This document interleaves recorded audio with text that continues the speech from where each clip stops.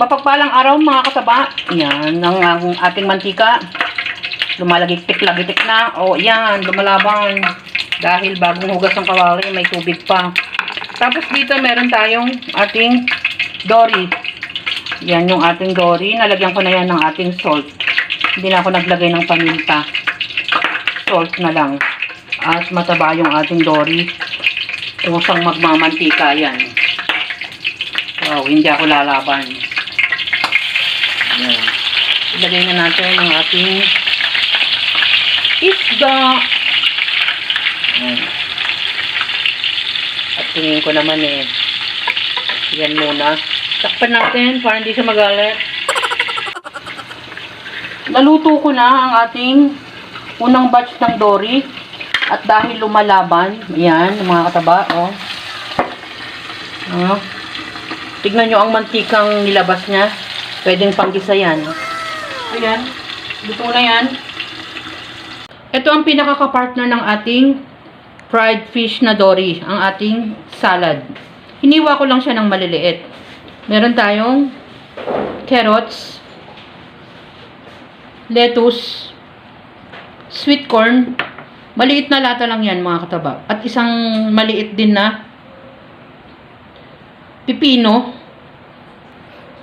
At cube na cheese. Hinati ko naman yung ating ubas. Tapos dito naman, ang ipang dressing natin. Mix to ng mayonnaise. Ilagyan ko to ng ating pepper at dried parsley. Naglagay ako ng 2 kutsara ng creme densada. Medyo matamis na yon at 2 piraso. At nag-squeeze ako dito ng lemon. So yan, pwede na nating ihalo sa ating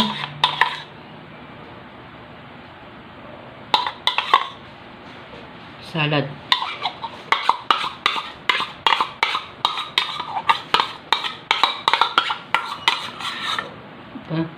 Mga bata kahit ayaw kumain ng salad, kakain yan kasi masarap yung timpla niya mga kataba. At hindi naman malalaki ang hiwa. Ayan, mix lang natin. Kuha tayo ng tinidor. Balikan niyo ako pag na-mix ko na.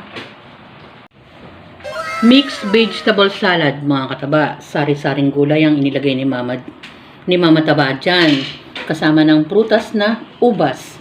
At ang pinaka-dressing naman niya ay ang ating mayonnaise with creme densada para mabalanse ang ating lasa. Naglagay din ako dyan ng lemon. At eto naman ang ating kapares na isda, ang ating dory. Yan ang pinaka-kapares niya mga kataba, ang ating salad at fish. Lagi tayong magpasalamat sa pang-araw-araw na nakakamtam natin mapagkain man o pang-araw-araw na buhay. Enjoy, kumain at maging masaya. Salamat sa panonood!